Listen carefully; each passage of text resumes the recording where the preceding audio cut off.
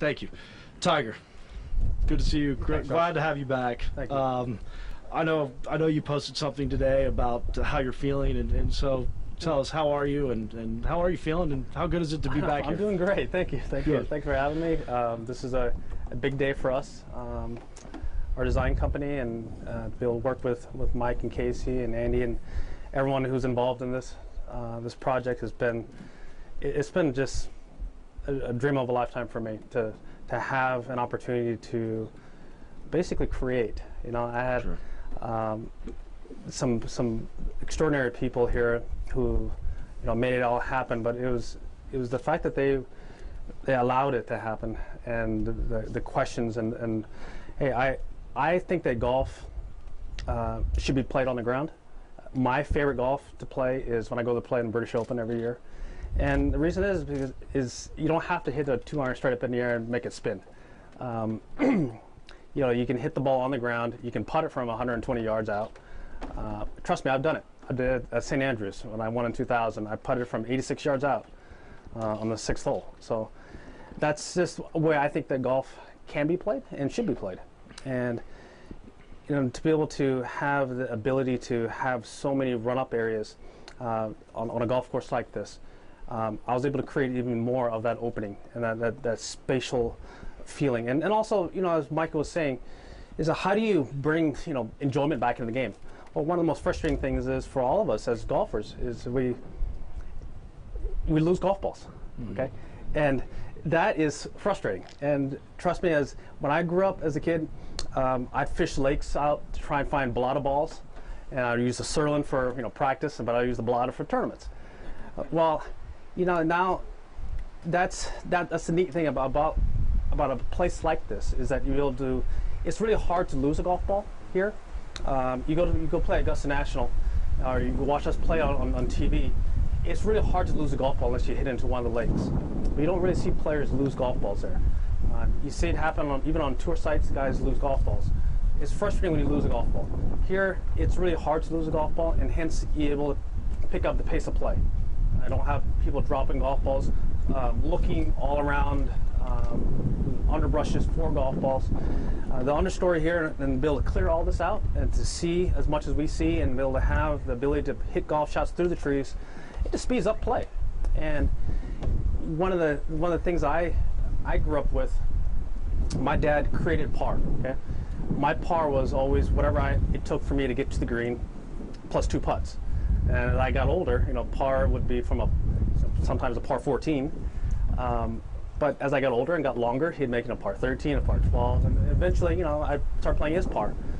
As we're talking about, you know, families coming back to the game of golf, you know, one of the things that I thought was pretty neat is back when we did the whole Nike campaign with my head cover and naming it Frank, right? Kids like that, the talking head cover. I mean, who doesn't like that as a kid? But we implemented the name Frank here and made it into a short little 3,000-yard golf course. So we had the Frank tee, so the kids can play up, and they can play with you know, their parents. You know, we're finding that people want to have our cart system here. You know, having 4 bags on a cart, a 4-seater, and you go out and play. You know, all 4, you know, the whole generations, you know, families are actually going out and playing together.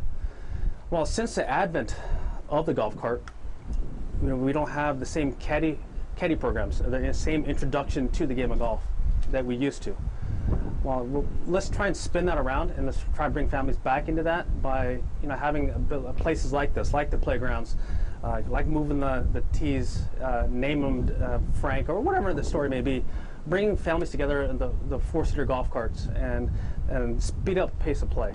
And let's try and, you know, bring the enjoyment back into the game of golf, and we get an opportunity here to do that, to tap into, I think, is a way that we can grow the game of golf going forward. And I think it's going to be, you know, really neat to see that happen here. Great answer. Thank you. Speak of yes, and talk a little bit about that for us. Well, to have this as my first golf course in the United States is just truly, it's just, it was so awesome to be able to, as I said, create something like this and to work with people that believed in the same thing I do, of how we can bring, you know, the enjoyment and fun and the pace of play, and the sustainability of the great game that we love. I thought the game of golf was always fun and competitive because my dad allowed it to be that way. He always stressed that the game of golf should be fun, and we always competed, and we got a lot of enjoyment out of that. But I just think that, you know, to have the ability to have, you know, kids, and I was telling Art earlier, is that, you know, the playgrounds is a place that we see it's a 10-hole short area. You can have shots from 35 yards to 135 yards, and you know, you can play it cross country if you want to. You can make up whatever holes you want. Well, yeah, did I have a place like that? Yeah, it was called the Park, and it was about a quarter mile from my house as I grew up, and we weren't really allowed to hit golf balls in there, but we played football, we played soccer, we did everything we possibly could. But it was neat during in the winters when it got dark early. The lights from the houses, as well as the light posts, would light up the range. The range, we call it the range, but the park a little bit, so we could go down there and, you know, practice hitting over through trees, into the sand, you know, through the jungle gyms, you know, things like that. The tire, we'd move the tire, and they had to hit a golf ball through it.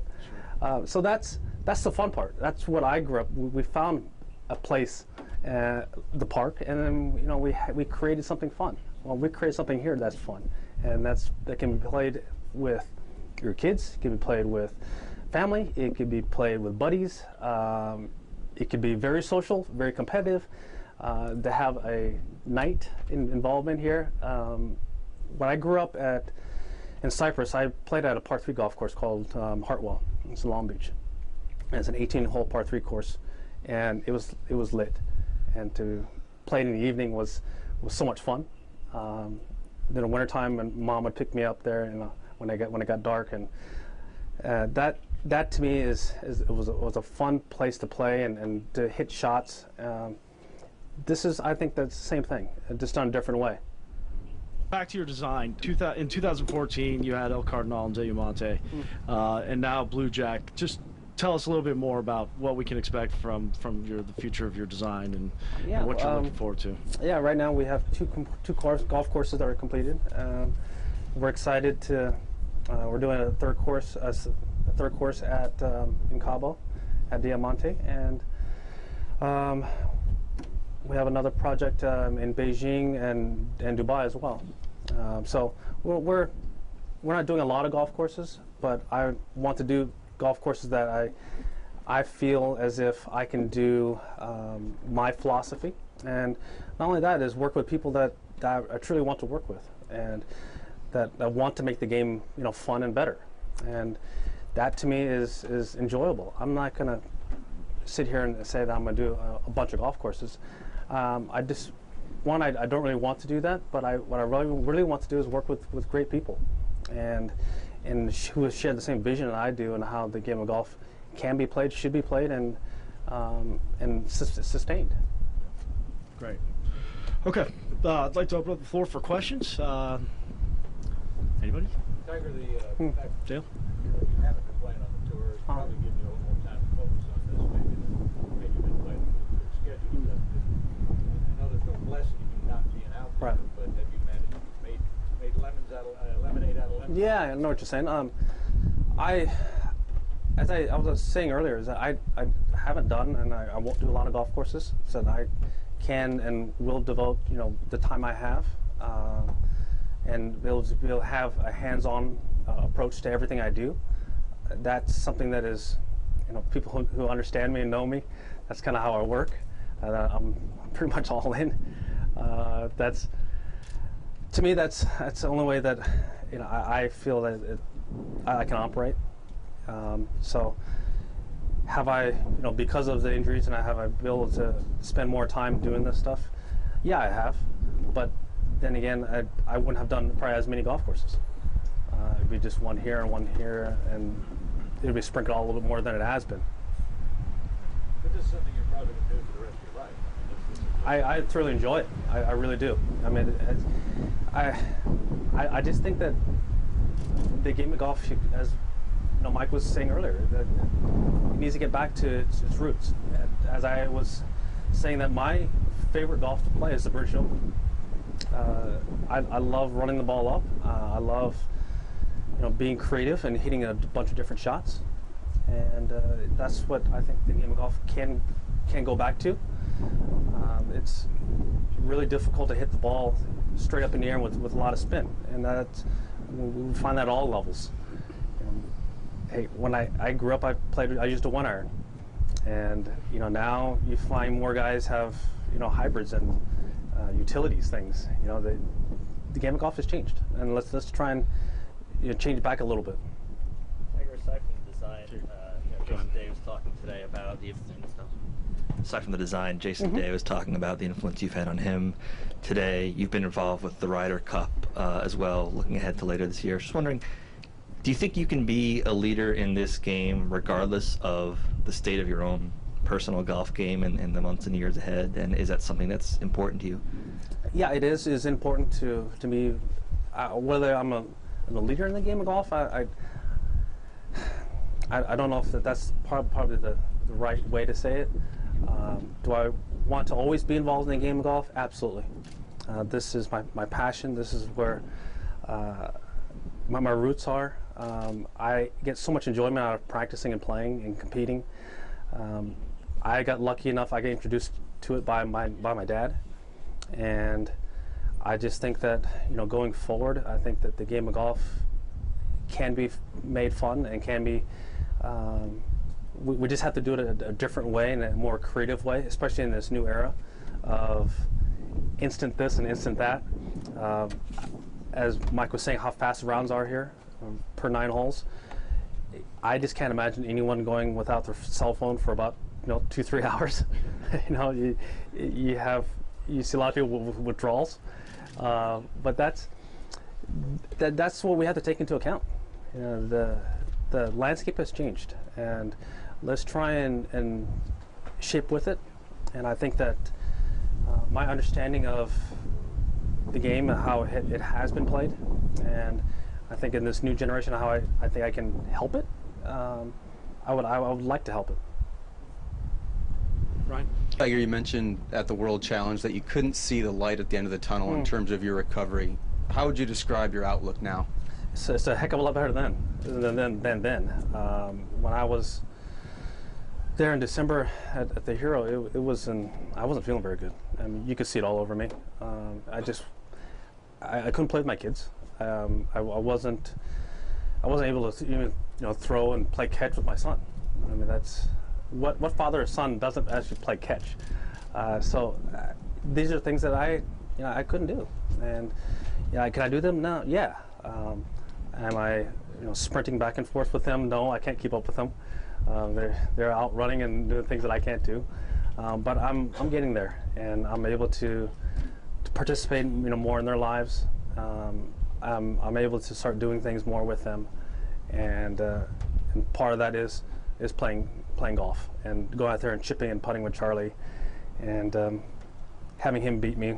And it's been tough at times, but it's been a lot of fun.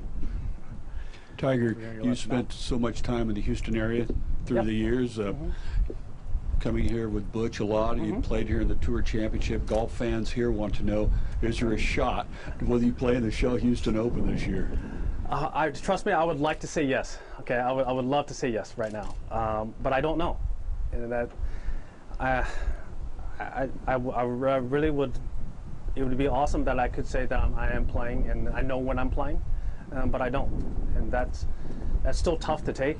It still is frustrating knowing that I'm starting the season then. This is where I'm playing. All those are unknowns. One thing I do know is that I am progressing. I'm getting better. I'm getting stronger, and I have to just take it, day by day. And how I'm sitting here and talking to you guys right now and relating my life to what I was in December has changed dramatically, and I just need to keep that momentum going, and hopefully I can continue doing that, and then eventually get out here, hopefully sooner than later. Are we talking weeks rather than months, or even you're ready to put a time frame? As I was saying to you earlier, is that hey, in December, I wasn't able to participate with my kids and do the things that I'd like to do, with them. Am I doing that now? Yeah, a lot more, but still not all the way there yet. And then eventually it's getting to the elite level and playing out here with the guys. That's going to take some work. And I miss being out here and competing with them and playing with them. It is a great fraternity. The guys, we see guys get hurt and get injured or get sick, or family members, and we're there for one another. And that I miss being out there. I miss being with the dudes. Art? Tiger, you're this afternoon you can go chip on the playgrounds. Try not to let those kids beat you tonight. Have you been on a regulation course? Have you played 9, 18, one-hole regulation since December? No, I haven't had anything more than a 9-iron. So so you hadn't hit drivers or three-woods or anything? No. Just been chipping and putting and progressing slowly, and working at it, time by time and day by day. And right. I still have to get stronger. I still have to get more flexible. There's still a lot I have to do before I can even go out there and play with you. Second, crazy rumors spread like they did last week. Do you chuckle at stuff like that? Do you make you mad? Do you say, I can't believe someone actually fell for that? What's your, when something crazy comes out, what's your reaction like that? Welcome to my life. Yeah.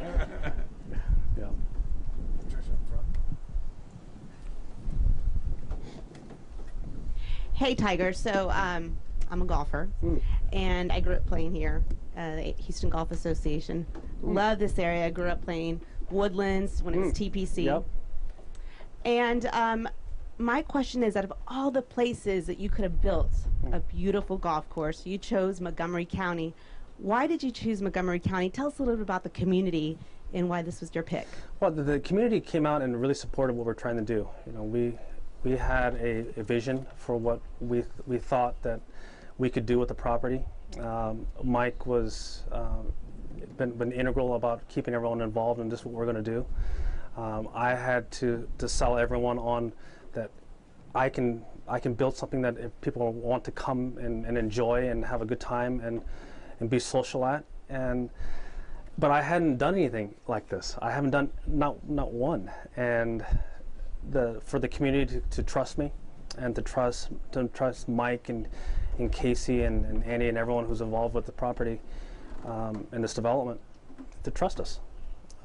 That was awfully impressive and big, because they could have said no and could have turned it down, but they believed in what we were trying to do, and here we are.